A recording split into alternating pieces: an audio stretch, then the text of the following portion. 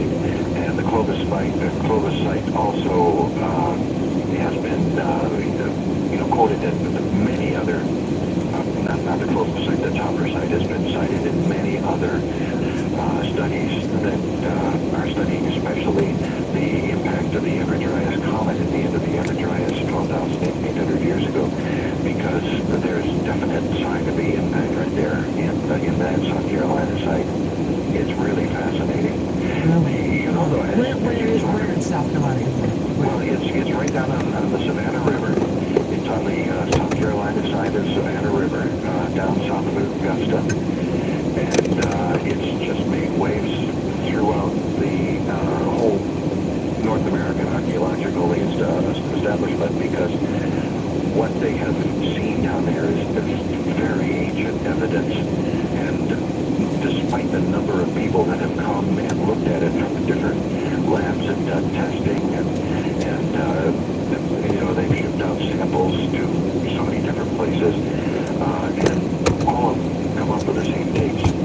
And right now, to be honest, in the archaeological establishment, Clovis first is really in shreds. It's taken a long time for it to die, but it's really in shreds. And part of the reason, quite frankly, is shown was just like yours. It used to be that if you wanted to do any work, write books or anything like that, you really had to go through a committee who was going to be, okaying your work and deciding whether or not you were going to be eligible to go on and get a job. Well, nowadays with programs like yours and with television shows, everything from Ancient Aliens to the History Channel, nowadays all kinds of things are possible, because really savvy young archaeologists have discovered they can do an end run around the establishment through television and through radio, through podcasts and things like that.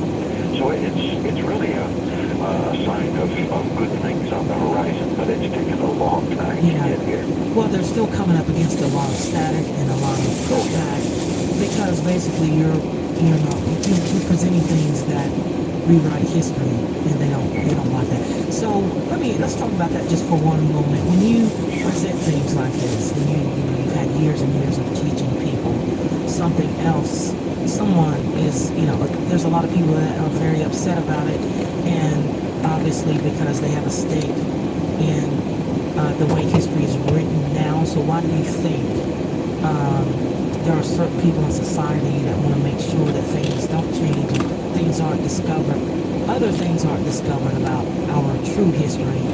Why do you think that's happening? Oh, I think it's fear.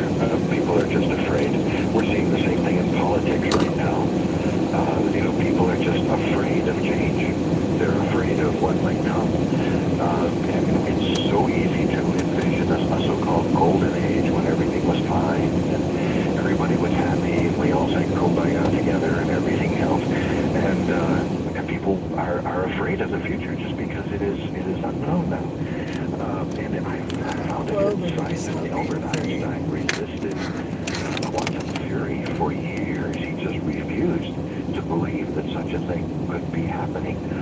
He made the famous quote about, when quantum theory, when the Copenhagen group of quantum theorists came up with the revolutionary idea that light was both a wave and a particle, and it didn't reveal itself to be one or the other until you looked at it.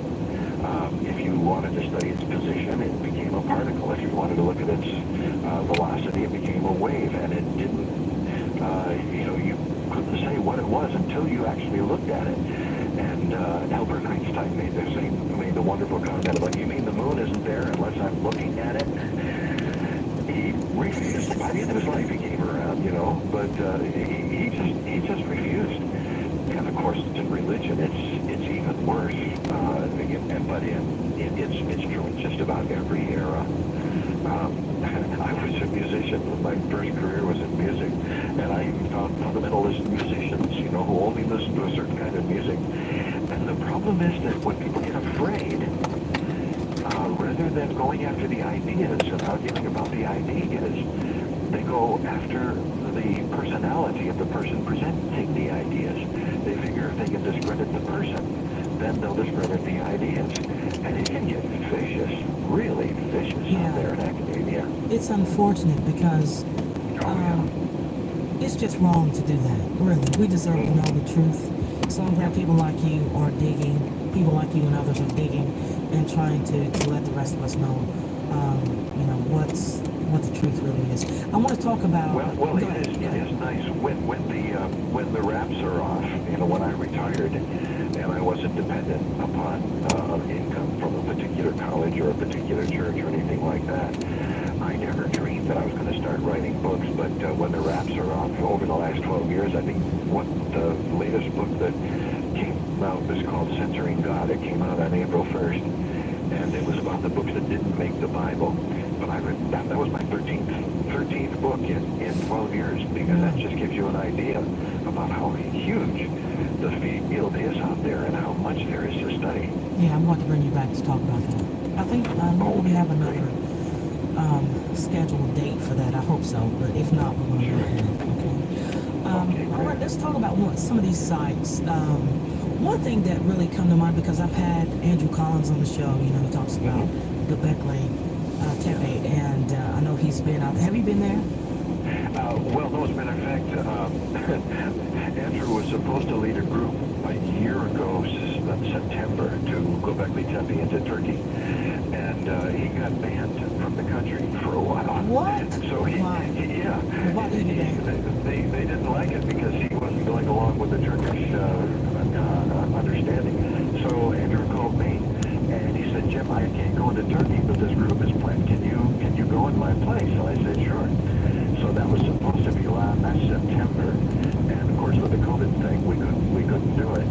So Andrew called back and he says, can you go next September? And I said, sure. Well, at the last minute, a couple of weeks ago, he called me back and he said, we just can't take a chance because we don't know what the world is going to be like in the political situation over in Turkey. And so he said, we had it definitely scheduled now for a year from now in May. But in the meantime, he said that the powers that be have let up a little bit. And so although I'll be leading the group, he is going to be showing up from time to time and meeting us at Göbekli Tepe and meeting us at Dorukhuyu and Istanbul and some of those other places. So if anybody is interested into going on a trip I'll be leading it along with Dr. Mickey Pistorius from Ancient Origins magazine. And Andrew will be showing up from time to time just to kind of step in and enjoy the camaraderie, so to speak. Oh, that's going to be wonderful. I wish I could go, really. I'm looking forward to it. I really am. But it's such a volatile country over there right now. So we'll see. But anyway, it's scheduled for May. If anybody wants to check out the dates, they go to my website, jimwillis.net, and go to the events page. And I think Jan has up the dates and everything. It's next May. I think it's the second or third week of May, but the dates are on the website anyway.